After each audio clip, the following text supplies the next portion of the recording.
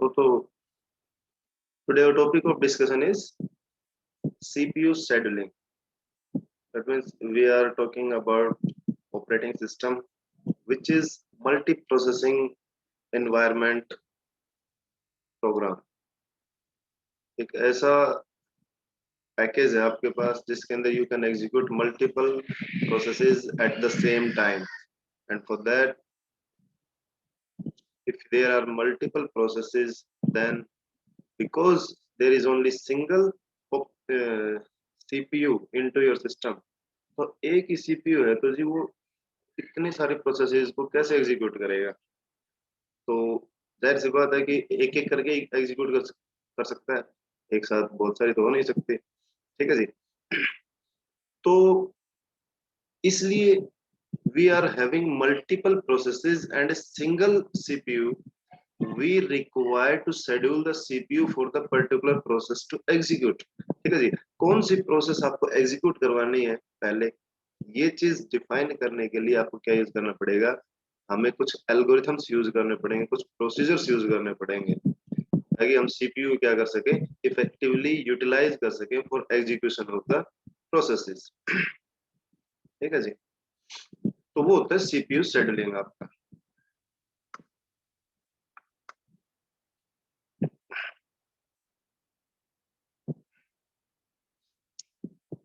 ठीक है जी। तो ये क्या बता रहा है सीपीयू शेड्यूलिंग, कि जो आपकी प्रोसेस जब रेडी स्टेट में होती है, we have studied about the states of the processes. ठीक है जी। तो जब रेडी स्टेट में जो प्रोसेस होती है, which is ready state means which is having all the resources to get executed and is waiting for the CPU to execute it. ठीक है जी।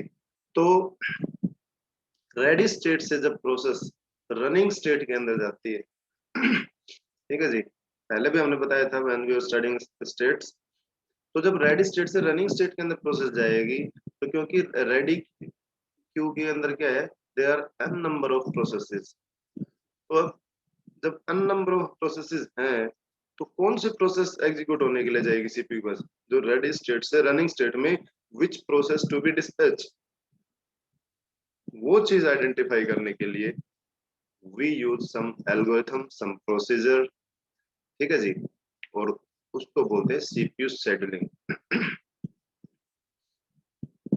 और जो ये रेडी स्टेट से रनिंग स्टेट के अंदर जो प्रोसेसेस डिस्पैच होती हैं, वो एक डिस्पैचर के थ्रू होती हैं, तो उस डिस्पैचर को हम बोलते हैं शॉर्ट टर्म शेड्यूलर। ठीक है, ये पहले बता चुके हैं। तो सीपीयू शेड्यूलिंग डिसीजंस में take place when a process, कब कब सीपीयू शेड्यूलिंग के डिसीजन हमें लेने पड़ते हैं, जब switches from running to waiting state, running state से वेटिंग स्टेट के अंदर भेज रहे हैं, तब भी हमें शेड्यूलिंग की जरूरत पड़ेगी। Switches from running to ready state, running से रेडी स्टेट में जाता है तब।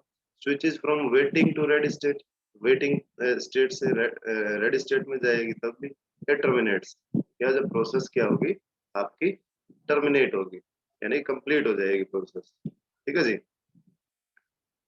तो मतलब पूरी जो प्रोसेस जब प्रोसेस सिस्टम के अंदर आती है, वहां से लेके और जो कंप्लीट हो जाती है आपके सिस्टम के अंदर, तो for that we require CPU scheduling. क्योंकि सीपीयू को हमें क्या करना पड़ेगा, शेड्यूल करना पड़ेगा हर बार। ठीक है, चाहे वो प्रोसेस एक किसी स्टेट से किसी स्टेट में जा रही है जिसके अंदर सीपीयू इन्वॉल्व है।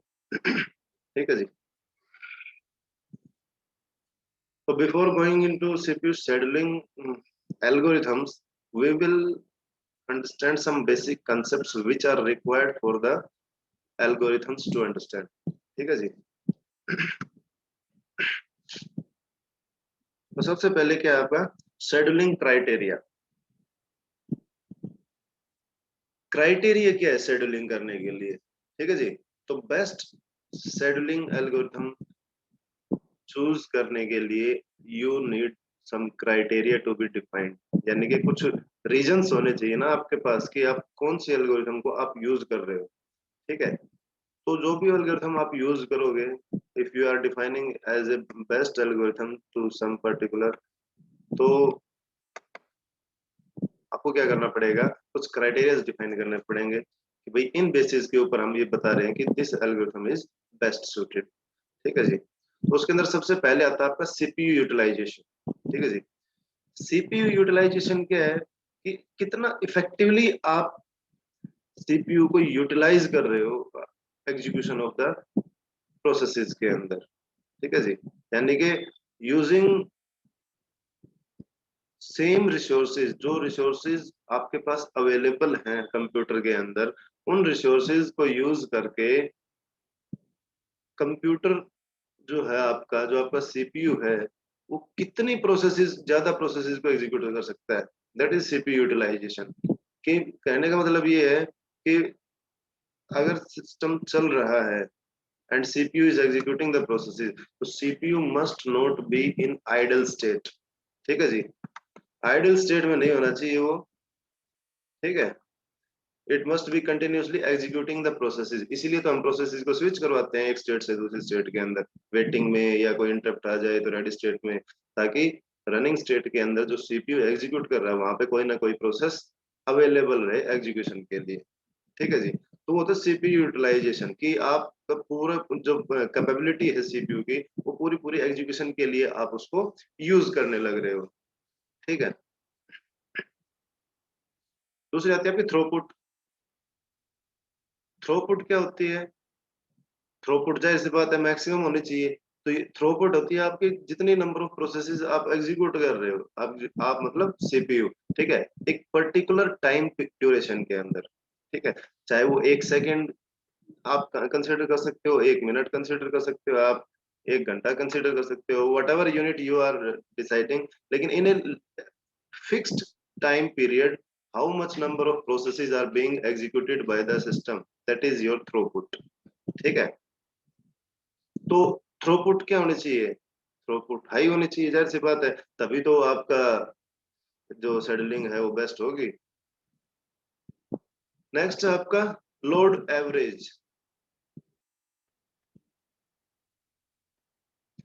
लोड एवरेज का मतलब क्या है? जो लोड आ रहा है सिस्टम के ऊपर, when the whatever the processes are trying to execute into your system, तो we have to manage that load at an average। तो ऐसा नहीं है कि there are n number of processes waiting in the ready state, ठीक है, और वो वेट ही करने लग रही है। ठीक है, ऐसा नहीं होना चाहिए। कहने का अभिप्राय ये है कि कोई भी प्रोसेस किसी भी पर्टिकुलर एक स्टेट के अंदर ज्यादा देर तक अगर रहती है, तो that means we are not using an effective scheduling algorithm. ठीक है। तो वहां पे आपको ऐसे इफेक्टिव सेटलिंग एल्गोरिथम होना चाहिए कि जो लोड है वो बैलेंस्ड रहे बिटवीन द डिफरेंट स्टेट्स। जो भी प्रोसेस के स्टेट्स हैं, वो एक प्रोसेस किसी एक स्टेट के ऊपर ज्यादा देर तक होल्ड ना रहे। ठीक है।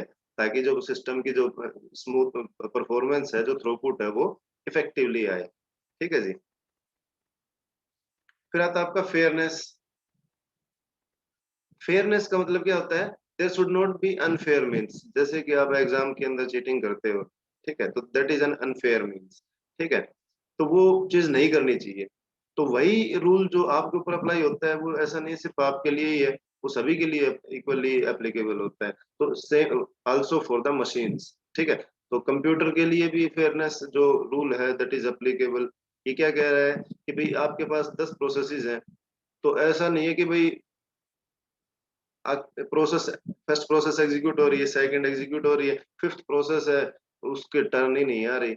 आप कोई ऐसे शेड्यूलिंग एल्गोरिथम यूज कर रहे हो, तो फिफ्थ प्रोसेस है वो वेट ही वेट करने लग रही है। जब तक वो 10 प्रोसेसेस में से 9 एग्जीक्यूट हुई और फिफ्थ वेट ही कर रही थी, इतनी देर में और प्रोसेसेस आ गई सिस्टम के अंदर, और उसने उनको एग्जीक्यूट स्टार्ट कर दिया, and fifth process is still waiting to execute. तो such condition should not be there. सबको बराबर का चांस मिलना चाहिए एग्जीक्यूशन के लिए। ठीक है। तो that is the criteria to leads to the best scheduling algorithm। ठीक है। नेक्स्ट आता है आपका एफिशिएंसी। एफिशिएंसी का मतलब क्या है कि कितना एफिशिएंट है सिस्टम टास्क को एग्जीक्यूट करने में। ठीक है जी। जितना ज्यादा काम करेगा उतनी ज्यादा एफिशिएंसी होगी, जितना कम काम करेगा उतनी कम एफिशिएंसी होगी। ठीक है जी। तो शेड्यूलिंग का ये पर्पस है कि सिस्टम की एफिशिएंसी को मैक्सिमम टू मैक्सिमम इंप्रूव करे। ठीक है। ज्यादा से ज्यादा टास्क सिस्टम के अंदर एग्जीक्यूट हो।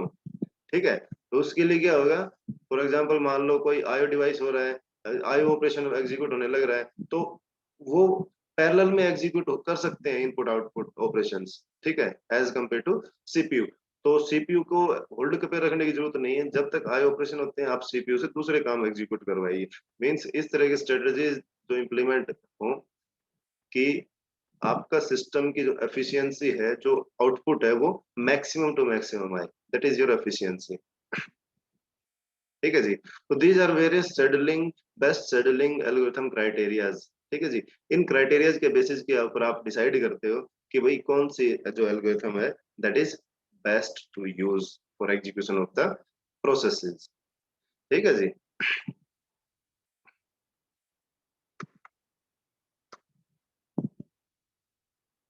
उसके बाद these are some terms which will specifically be used for scheduling the process। ठीक है जी। तो क्या क्या टर्म्स हैं ये, और इसके अंदर we are having some formulas, some basic formulas. ठीक है, जिनके बेसिस पे हम क्या करेंगे, we will find out the time of execution of the processes, we will find out the turnaround time, we will find out the waiting time, we will find out the completion time and lot more। ठीक है जी। तो सबसे पहले आता है आपका इसके अंदर रेस्पॉन्स और सर्विस टाइम। इसको हम क्राइटेरियाज के अंदर भी कंसिडर कर सकते हैं आपके शेड्यूलिंग एल्गोरिथम के क्राइटेरियाज में। क्या सर्विस टाइम का मतलब क्या है, जब एक प्रोसेस सिस्टम के अंदर आई और वो उसने रिजल्ट जनरेट किया एग्जीक्यूट होके, ठीक है जी, तो वो जो टाइम है that is your service time. ठीक है जी। जैसे आप कोई भी टीवी फ्रिज को आप सर्विस के लिए लेके जाते हो तो क्या होते हो, जितना टाइम, जैसे ही स्टार्ट की सर्विस करने और जैसे ही वो कंप्लीट हो गई उसकी सर्विस, ठीक है, और वो रनिंग मोड में आ गया, ठीक है, तो that is your service time. तो वो टोटल टाइम कितना लगा उसको हम बोलते हैं रेस्पॉन्स टाइम या सर्विस टाइम। ठीक है। तो रेस्पॉन्स टाइम क्या है, time at which the process gets the CPU for the first time. ठीक है, जब प्रोसेस सीपीयू के अंदर एग्जीक्यूट होने स्टार्ट होती है, जिस टाइम पे, उस टाइम में से आप क्या माइनस कर देंगे, you will subtract the arrival time, यानी कि किस टाइम पे आई थी। ठीक है, तो that is your response time. ठीक है जी। उसके बाद आ जाता है आपका turn around time. Turn around time क्या होता है, it is the total amount of time the process executed itself on the CPU, यानी कि टोटल जितना टाइम लगता है आपका सिस्टम के अंदर एक प्रोसेस को, that is your turn around time. ठीक है जी। इसको दो तरीके से कंसेप्ट कर सकते हैं हम कैलकुलेट। टर्न अराउंड टाइम क्या होता है, बर्स्ट टाइम, ठीक है, प्लस वेटिंग टाइम। ठीक है, बर्स्ट टाइम क्या है, आपका एग्जीक्यूशन टाइम है कि कितनी देर के लिए आपकी प्रोसेस जो है एग्जीक्यूट हुई, और उसमें आप क्या ऐड कर देंगे, कितनी देर प्रोसेस ने वेट किया। ये अगर कोई सुप्त अवस्था में है तो कृपया करके एक्टिव हो जाएं, बिकॉज अगर ये फॉर्मूले आपके कंफ्यूजिंग में होंगे तो you will not be able to understand the scheduling algorithms. ठीक है जी। तो यू शुड बी फोकस्ड। तो क्या कह रहा है, टर्न अराउंड टाइम क्या होता है, burst time plus waiting time. अब बर्स्ट टाइम क्या है, the time required by process for CPU execution, यानी कि सीपीयू ने कितनी देर प्रोसेस को एग्जीक्यूट किया, that is the time termed as burst time या एग्जीक्यूशन टाइम। ठीक है जी। Plus waiting time, waiting time का मतलब क्या है, कितनी देर प्रोसेस ने वेट किया टू एग्जीक्यूट। ठीक है जी। यानी कि जब प्रोसेस आई तब से लेके और वो एग्जीक्यूट होने स्टार्ट हो गई, उसके बीच का जो टाइम है उसको हम बोलते हैं waiting time. Very simple general statement है वेटिंग टाइम। जितनी देर आप वेट करते हो किसी भी काम के लिए, तो that is your waiting time. ठीक है जी। आपकी बस 11 आप बजे आनी है, आप 10:30 बजे पहुंच गए बस स्टैंड पे, तो 10:30 बजे से 11 बजे तक जब तक बस आएगी, चाहे वो 11 बजे आती है 11:15 बजे आती है, वो टोटल टाइम जितना भी लगेगा that is your waiting time. Same is the concept. ठीक है जी। तो अब वेटिंग टाइम को कैलकुलेट कैसे करेंगे? वेटिंग टाइम को कैलकुलेट करने के लिए क्या होता है, टर्न अराउंड टाइम। हम पढ़ चुके हैं टोटल टाइम जो होता है बस टाइम प्लस वेटिंग टाइम, या दूसरा क्या होता है, टर्न अराउंड टाइम क्या होता है, exit time minus arrival time. मतलब कब प्रोसेस एग्जिट हुई और कब वो अराई हुई थी। जिस टाइम पे अराई हुई थी उस टाइम को माइनस कर देंगे आप एग्जिट टाइम से, तो बीच का जो टोटल जो टाइम आएगा that is your turn around time. यानी कि टोटल टाइम होता है ये जितनी देर के लिए प्रोसेस रहती है आपके सिस्टम के अंदर। उसके बाद वेटिंग टाइम को कैसे कैलकुलेट करेंगे, टर्न अराउंड टाइम कैलकुलेट कर लिया आपने, तो turn around time minus burst time, turn around time minus burst time. Turn around time क्या है, total time execution plus waiting time minus burst time. ठीक है जी, कितनी देर के लिए एग्जीक्यूट हुई थी वो। ठीक है जी, वो आपको क्या आ जाएगा, वेटिंग टाइम आ जाएगा। यानी कि टोटल टाइम में से एग्जीक्यूशन का टाइम घटा देंगे तो जाहिर सी बात है जितनी देर उसने वेट किया वो टाइम निकल के आ जाएगा आपके पास। ठीक है। या दूसरा क्या होता है वेटिंग टाइम आपका, waiting time is service time minus arrival time. जो सर्विस टाइम हमने पढ़ा था, सबसे पहले जो पढ़ा है हमने सर्विस टाइम, ठीक है जी, उसमें से आप क्या माइनस कर देंगे, अराइवल टाइम माइनस कर देंगे जी, तो वो आपका क्या आ जाएगा, वेटिंग टाइम। ठीक है।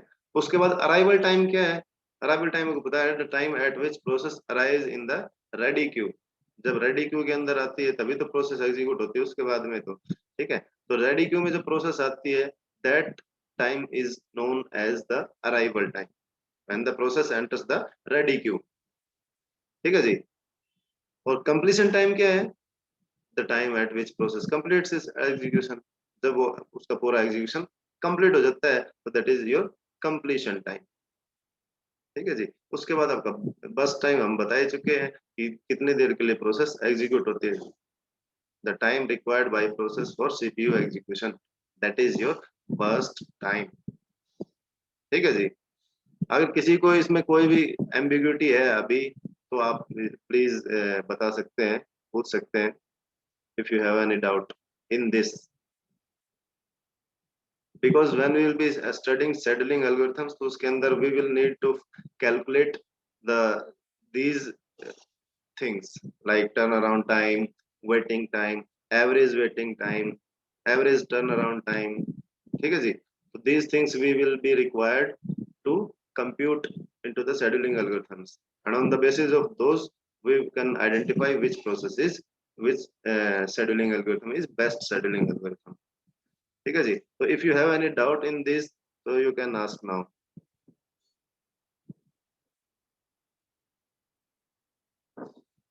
आर्ची,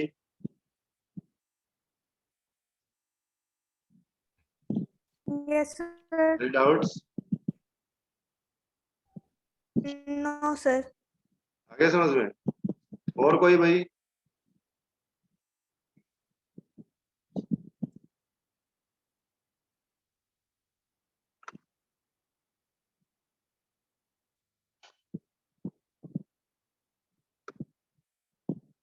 चलो if you don't have the doubts तो वी आर मूविंग फर्दर।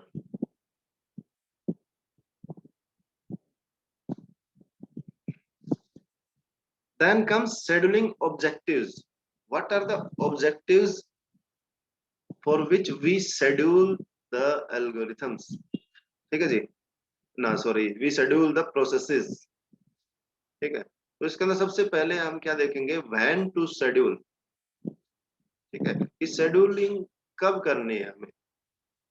तो जाहिर सी बात है when a process is created, कोई नई प्रोसेस क्रिएट हुई है तो then we will need to decide कि भाई उस प्रोसेस को रन करना है, कब रन करना है, या कोई ऑलरेडी एग्जिस्टिंग प्रोसेस है जो रन होने लग रही है उसके बाद में रन होगी, या उसको बीच में होल्ड करके उसी टाइम पे रन होगी, तो वहां पे we will require to take decision, और वो डिसीजन क्या होगा, on the basis of the priority of the process और the time of the process, ठीक है, all those things will be considered by taking the decision.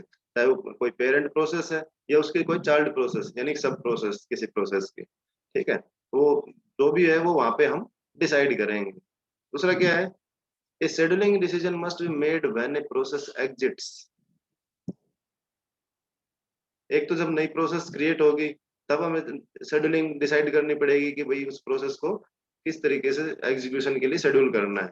दूसरा क्या है, कोई प्रोसेस कंप्लीट हो गई है एग्जीक्यूशन, तो वो बाहर जाएगी सीपीयू से, ठीक है, तो सीपीयू से जैसे आउट होगी तो सीपीयू फ्री होगा, तो उस टाइम पे वी नीड टू शेड्यूल, क्योंकि सीपीयू को हमें आइडल नहीं छोड़ना है, for maximum throughput, for maximum efficiency, ठीक है। तो इसलिए हम वहां पे क्या करेंगे, जैसे ही प्रोसेस एग्जिट होगी we will schedule an another process into the CPU for execution, ठीक है जी। तीसरा क्या है, व्हेन आईओ इंटरप्ट अकर्स, अगर कोई इंटरप्ट आ जाता है सीपीयू के पास, कोई इनपुट आउटपुट इंटरप्ट आ जाता है या कोई एरर इंटरप्ट आ जाता है, तो वहां पे हमें क्या करना पड़ेगा, एक शेड्यूलिंग डिसीजन लेना पड़ेगा कि भाई उस जो इंटरप्ट आया है तो उस इंटरप्ट को हैंडल करके, कोई हाई प्रायोरिटी प्रोसेस आई है या कोई इनपुट आउटपुट ऑपरेशन आया है या कोई एरर आया है, उसके अकॉर्डिंग हमें शेड्यूलिंग करनी पड़ेगी, ठीक है। तो तो ये बताया है कि भाई किस किस किस टाइम के ऊपर हमें शेड्यूलिंग करनी पड़ती है सिस्टम के अंदर, ठीक है। उसके बाद क्या है, the main objectives of scheduling, क्या मेन ऑब्जेक्टिव्स है शेड्यूलिंग के, क्यों कर रहे हैं हम, ठीक है, इसलिए कर रहे हैं बी फेयर, फेयरनेस को मेंटेन करने के लिए, ठीक है जी, ताकि जो सारी प्रोसेस है उनको इक्वली चांस मिले एग्जीक्यूशन के लिए, ठीक है। मेक द सिस्टम फास्ट, अगर सिस्टम को फास्ट ही नहीं करेगी तो क्या मतलब है शेड्यूलिंग यूज करने का, ठीक है। तो सिस्टम को फास्ट, उसकी प्रोसेसिंग कैपेबिलिटीज को इनहेंस करने के लिए, प्रोसेसिंग स्पीड को बढ़ाने के लिए, ठीक है। मैक्सिमाइज द थ्रूपुट, सिस्टम की थ्रूपुट को बढ़ाना, मैक्सिमाइज करना, मैक्सिमम से मैक्सिमम थ्रूपुट हमें क्या करनी है, ऑब्जर्व करनी है सिस्टम से, ठीक है। इंक्रीजिंग द प्रॉफिट, प्रॉफिट बढ़ाने के लिए, इंक्रीजिंग द आउटपुट एफिशिएंसी, ठीक है, आउटपुट को इंक्रीज करना, जितने मैक्सिमम आउटपुट हम इंक्रीज लेंगे उतने ज्यादा हमारे पास क्या होगे, एफिशिएंसी सिस्टम की बढ़ेगी, इंप्रूव, ठीक है। Maximise the number of users receiving acceptable response time, ठीक है, क्या हमें नंबर ऑफ यूजर्स को मैक्सिमाइज करना है, किनको, which are accepting receiving acceptable response time. Response time का मतलब क्या है कि ऐसा नहीं है कि भाई आपने, जैसे आप एक फॉर एग्जांपल, चाहे वो एंटर की पे आपने प्रेस कर दिया, तो जैसे ही आपने एंटर की पे प्रेस किया तो क्या होना चाहिए, जो भी एंटर की से उस टाइम पे जो टास्क एग्जीक्यूट होना है वो एग्जीक्यूट होना चाहिए, ठीक है, तो तुरंत होना चाहिए ना वो। ऐसा तो है नहीं कि आपने एंटर क्लिक कर दिया और 5 मिनट बाद उस एंटर का एक्शन परफॉर्म होने लग रहा है, तो that is not the response. Response होना चाहिए quick, when you are doing some task, तो वो at that moment only it should be executed, ठीक है। तो ये होना चाहिए आपके शेड्यूलिंग एल्गोरिथम में। दूसरा क्या है, reducing the manufacturing time, manufacturing time reduced होना चाहिए, ठीक है।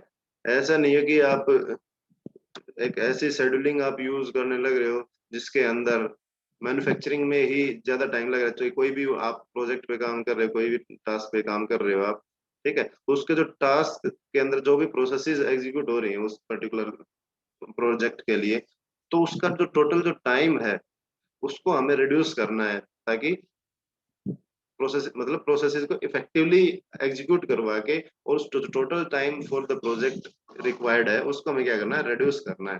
क्योंकि जब हम सॉफ्टवेयर प्रोजेक्ट्स की बात करते हैं तो देयर इज ए डेडलाइन, ठीक है जी, हर एक चीज की एक डेडलाइन होती है, एक टाइम लिमिट होती है, and in within that time limit you need to provide the product, ठीक है जी, तो उसके लिए time is also important. Minimising the production cost, cost भी मिनिमाइज करनी पड़ेगी। आप ऐसे प्रोसेसेस आप इम्प्लीमेंट करोगे, ऐसे शेड्यूलिंग आप इम्प्लीमेंट करोगे कि उसकी जो प्रोडक्शन की जो टोटल जो कॉस्ट आ रही है, ओवरऑल कॉस्ट, वो क्या हो, रिड्यूस हो, ठीक है जी। cost is not only in the terms of monetary but also in terms of resources, ठीक है जी, कि कम रिसोर्सेज क्या हो, यूज हो कोई भी प्रोजेक्ट के ऊपर आप काम कर रहे हो उसके लिए, ठीक है। जो रिक्वायर्ड जो मिनिमम जो रिक्वायरमेंट है वो तो होगी होगी, लेकिन आप क्या करेंगे, you are in tendency to minimise the required resources for the execution of the processes, ठीक है जी। तो that is your minimising the production cost, ठीक है जी। फिर give better service to processes that have desirable behaviour patterns, ठीक है जी। ये क्या कह रहा है, ऐसी प्रोसेसेस को आइडेंटिफाई करना है जिनका जो बिहेवियर पैटर्न्स क्या है वो एक्सेप्टेबल है, मतलब जैसा बिहेवियर आपको प्रोसेस से चाहिए वो सेम बिहेवियर परफॉर्म कर रही है, तो ऐसी प्रोसेसेस को आपको बेटर सर्विस प्रोवाइड करनी पड़ेगी, ठीक है। ये चीज भी आपके शेड्यूलिंग के अंदर होनी चाहिए। जैसे कि आप भी देखते हो कि हाँ भाई, जैसे मान लो आप किसी क्लोथ स्टोर के ऊपर गए मार्केट के अंदर, ठीक है, तो एक तो कोई 100-150 रुपए की कोई परचेजिंग करे एक छोटी मोटी, और एक कोई 10-20 हजार रुपए की शॉपिंग करोगे आप, तो ऑटोमेटिकली जो शॉपकीपर है जो ओनर है वो आप जो जितना ज्यादा शॉपिंग करेगा उसको ज्यादा रिगार्ड करेगा, ठीक है, क्योंकि वो क्या है, वो डिजायरेबल बिहेवियर है उसका, ठीक है। भाई शॉपकीपर चाहता है कि वो ज्यादा से ज्यादा शॉपिंग करे कस्टमर, ठीक है। तो वैसा अगर कोई कस्टमर होगा तो उसको ज्यादा ऑफर्स ज्यादा डिस्काउंट्स वगैरह भी देता है, ठीक है, और उसको बेटर सर्विस भी मिलती है, ठीक है। तो सेम पैटर्न यहीं पे यहाँ पे अप्लाई होता है कि ऐसी सर्विस ऐसी प्रोसेसेस जो क्या है, जो इनका बिहेवियर डिजायरेबल है, जो अनोमलीज क्रिएट नहीं कर रही, कहीं पे एरर जनरेट नहीं कर रही, ठीक है, जो स्मूथली एग्जीक्यूट हो रही है, तो ऐसी प्रोसेस को the scheduling should give better service, यानी कि वो पहले एग्जीक्यूट होंगे या इस तरीके से, ठीक है। वो चीज आपको करना पड़ेगा। जी मान लो कोई हाई प्रायोरिटी प्रोसेस है तो उसको आपको पहले एग्जीक्यूट करवाना पड़ेगा, ठीक है। इस तरीके से आपको वो चीजें सारी देखनी पड़ेंगी शेड्यूलिंग के अंदर, ठीक है। तो these are the main objectives of scheduling. उसके बाद आता है आपका शेड्यूलर, ठीक है। शेड्यूलर हम बताने लग रहे इतनी देर से, शेड्यूलर्स क्या होते हैं, ठीक है, जो क्या करता है, जो एक स्टेट से दूसरी स्टेट के अंदर आपको जो प्रोसेसेस हैं उनको शिफ्ट करवाने का काम होता है, वो एक प्रोग्राम होता है जिसको हम बोलते हैं शेड्यूलर, ठीक है जी। यानी कि शेड्यूलिंग का तो आपको पता ही है कि मल्टीटास्किंग एनवायरनमेंट आपका, तो एक टास्क को कब एग्जीक्यूट करवाना, एक प्रोसेस को कब एग्जीक्यूट करवाना, वो चीज डिसाइड करनी पड़ती है। उस काम को करने के लिए आपको एक सॉफ्टवेयर प्रोग्राम की जरूरत होती है जिसको हम बोलते हैं शेड्यूलर, ठीक है।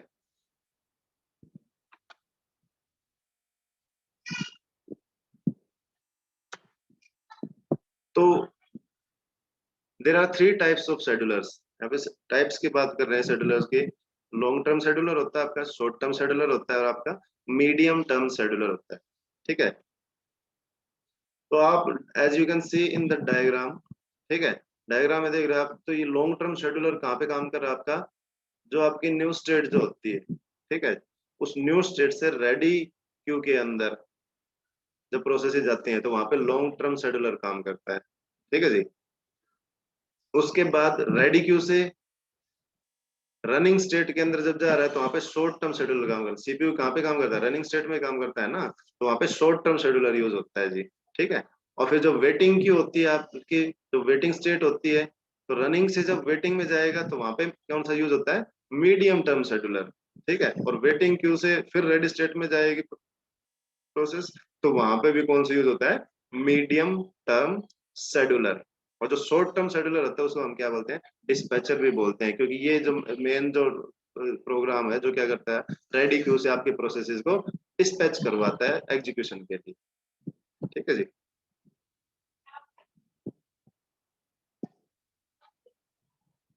तो जो लॉन्ग टर्म शेड्यूलर रहता है उसको हम जॉब शेड्यूलर भी बोलते हैं, ठीक है।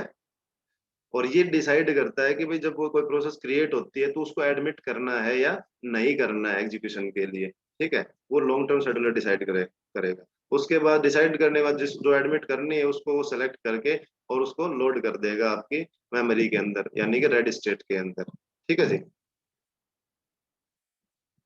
तो इसके अंदर जो जो टाइम शेयरिंग जो ऑपरेटिंग सिस्टम होते हैं उनके अंदर लॉन्ग टर्म शेड्यूलर नहीं होता है, क्योंकि वो पहले से टाइम शेयर्ड सिस्टम है, तो उसके अंदर आपको लॉन्ग टर्म शेड्यूलर की जरूरत पड़ेगी नहीं, वो टाइम के हिसाब से वो प्रोसेसेस क्या होंगे, एडमिट होंगे। ठीक है जी।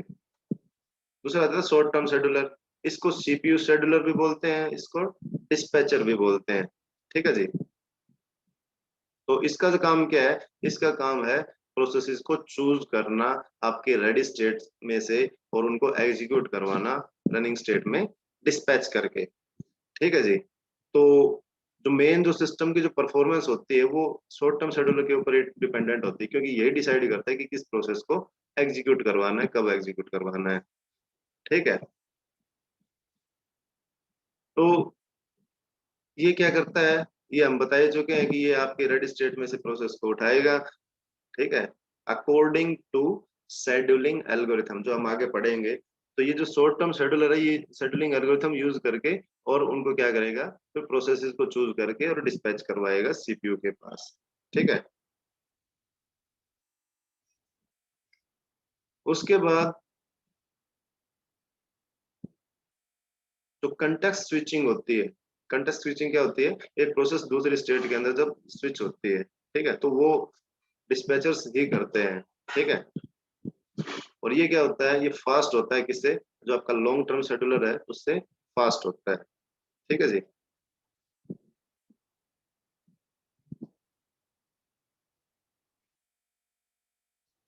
डिस्पैचर क्या होता है, it gives control of CPU to the process, यानी कि डिस्पैच करता है प्रोसेस को सीपीयू के पास और उसको एग्जीक्यूट करवाता है।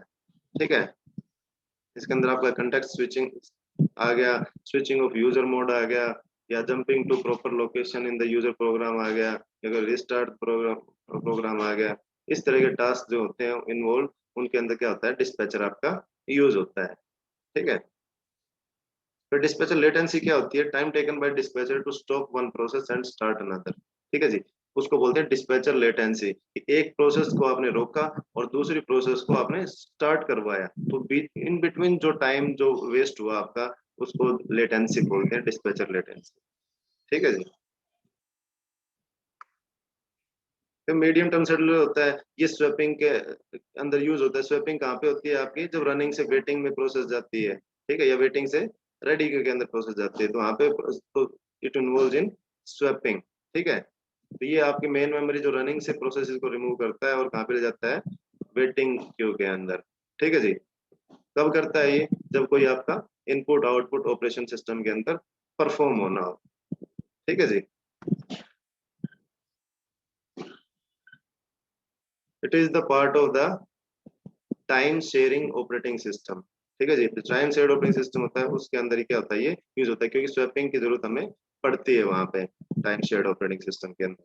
ठीक है। तो ये क्या करता है, ये सेकेंडरी स्टोरेज का यूज करता है, क्योंकि जो प्रोसेस आपकी जो रनिंग स्टेट है वो आपकी मेन मेमोरी में होती है, और जो वेटिंग स्टेट है वो आपकी क्या होती है, सेकेंडरी स्टोरेज में होती है। ठीक है। तो ये क्या करता है, ये मेन मेमोरी से सेकेंडरी स्टोरेज के अंदर पुश करता है प्रोसेसेस को, जब तक कि उसका आई ऑपरेशन परफॉर्म ना हो जाए या जो रिसोर्सेज है वो ना मिल जाए। ठीक है जी। वो होता है मीडियम टर्म शेड्यूल। इन सब का कंपैरिजन दिखाया हुआ है। ठीक है, वही सारी चीजें बताई हुई है, ये आप एक गो थ्रू हो जाना। ठीक है।